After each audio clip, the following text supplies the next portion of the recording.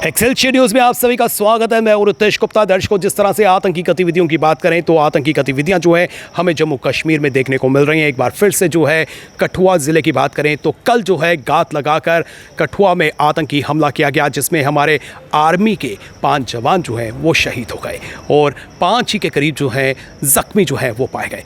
आज की बात करें तो आज जो है सुबह से ही सर्च ऑपरेशन चलाया जा रहा है। हेलीकॉप्टर्स की मदद ली जा रही है, UAV की मदद ली जा रही है, स्नाइपर डॉग्स की मदद ली जा रही है और पूरे इलाके को जो है खंगाला जा रहा है और आतंकवादियों के दर पकड़ की मुहिम जो है वो संयुक्त ऑपरेशन के द्वारा जो है चलाई जा रही है।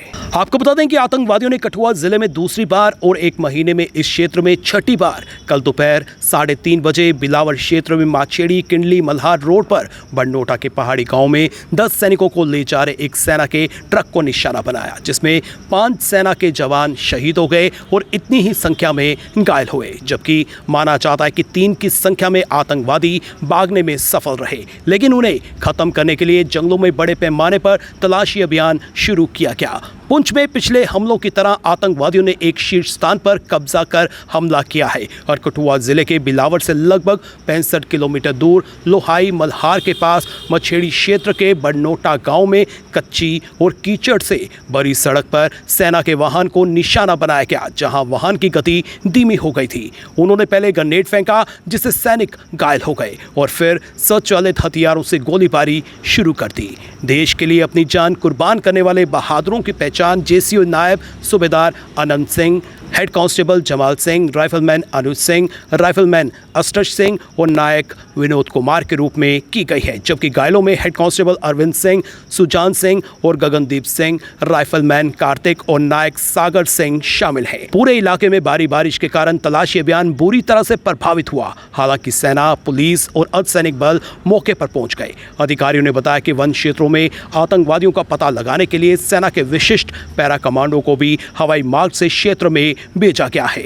आपको बता दें कि 11 अक्टूबर 2021 से शुरू होकर जब पुंछ जिले के सोरनकोट और मेंढर के बीच पड़ने वाले चमरेर और बट्टा दूरियां जंगलों में आतंकवादियों और सेना के बीच 10 दिनों से अधिक समय तक गोलीबारी हुई थी, जो आतंकवाद के पुनर्द्वार का संकेत दे रही थी। उसमें 43 बहादुरों ने विभिन्न आतंकवादी हमलों और मुठभेड़ों में अपने जीवन का बलिदान दिया था।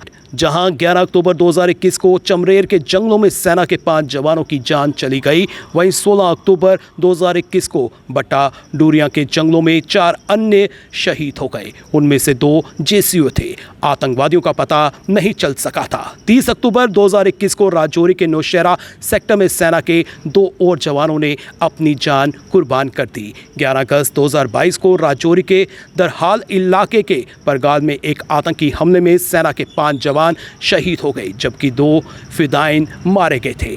20 अप्रैल 2023 को पुंछ के मेंढर इलाके के बाटा दूरिया में सेना के 5 जवान शहीद हो गए, जबकि ठीक 1 पखवाड़े के बाद राजौरी जिले के कंडी में आतंकवादियों द्वारा किए गए IED विस्फोट में 5 पैरा कमांडो की जान चली गई और एक मेजर घायल हो गए। 22 नवंबर 2023 को राजौरी के कालाकोट के धर्मशाला इलाके के बाजीमल में 2 विदेशी आतंकवादियों को मार गिराने के दौरान सेना के 5 जवान शहीद हो गए, जिनमें से 2 कैप्टन थे, जबकि सोरनकोट इलाके के डेरा की गली में 5 और जवानों की जान चली गई और 2 अन्य घायल हो गए। ये घटना 21 दिसंबर 2023 को पुंछ में हुई थी। 28 अप्रैल 2024 को उधमपुर जिले के बसंतगढ़ में एक VDG जवान की मौत हो गई। 4 मई 2024 को पुंछ के सोरनकोट में एक भारतीय वायुसेना के जवान की जान चली गई, जबकि 11 जून 2024 को कठुआ के हीरानगर में एक CRPF जवान शहीद हो गया। कठुआ जिले के बिलावर इलाके के मछेड़ी में